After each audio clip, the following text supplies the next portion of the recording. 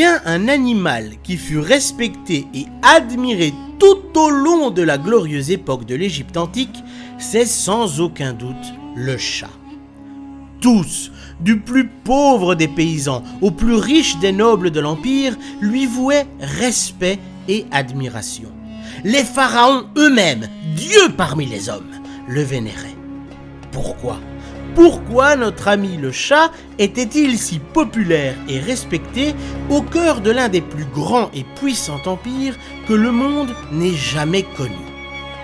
C'est ce que nous allons tâcher de découvrir ensemble dans ce nouvel épisode de l'Histoire animale.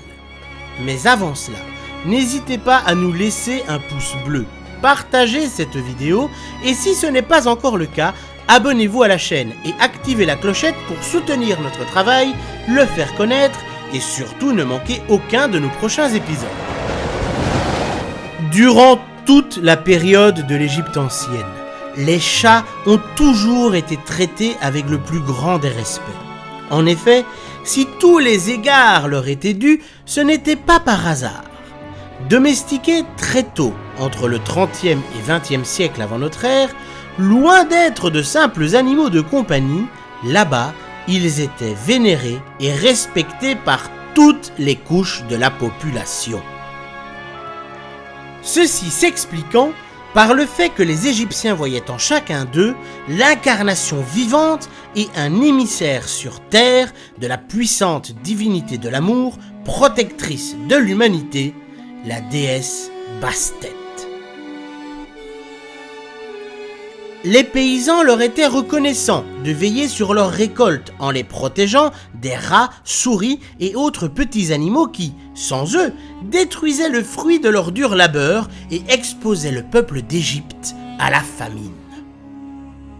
Pour les élites les plus riches, les chats étaient considérés comme de réels membres de leur famille, des compagnons de jeu choyés et bien traités afin de s'assurer de leur bonne grâce à leur égard. Car en effet, la présence d'un chat dans une habitation assurait à ses occupants, s'ils y étaient heureux, la protection de la bienveillante déesse. Les chats n'étaient plus des animaux aux yeux des Égyptiens, mais bien des ambassadeurs de la divinité parmi les humbles mortels. Ainsi, les félins étaient même protégés par les lois de Pharaon, qui punissaient de mort quiconque oserait faire sortir du pays d'Égypte, maltraiter ou même ne serait-ce qu'insulter l'un d'entre eux. Cela était tellement vrai que même durant les périodes de famine que traversa l'Empire, les plus pauvres préféraient se laisser mourir de faim plutôt que d'oser envisager consommer la chair de ces animaux sacrés. Le culte de la déesse à tête de chat était puissant, à tel point que ses représentants terrestres étaient parmi les seuls animaux à avoir droit au privilège de la momification. Le plus souvent, il s'agissait de nobles désirant être inhumés avec eux, afin qu'ils les accompagnent durant toute leur existence post-mortem. À cette époque, en Égypte, tous les membres d'une famille étaient extrêmement tristes lors de la perte d'un de leurs chats. Une journée de deuil était organisée et l'animal recevait tous les honneurs lors de son inhumation.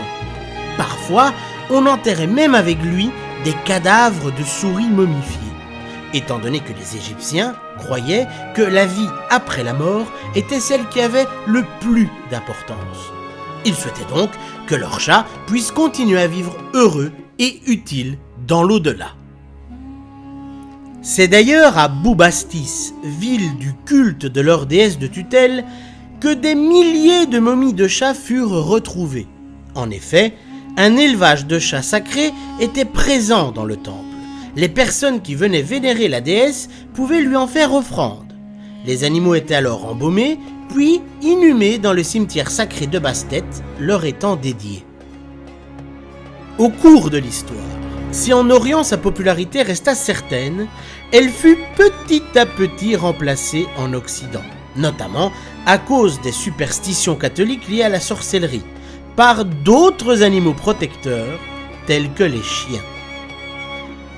Ceci étant, il n'en reste pas moins que chaque propriétaire de chat sait à présent qu'il a un représentant divin qui ronronne au creux de ses bras tous les soirs.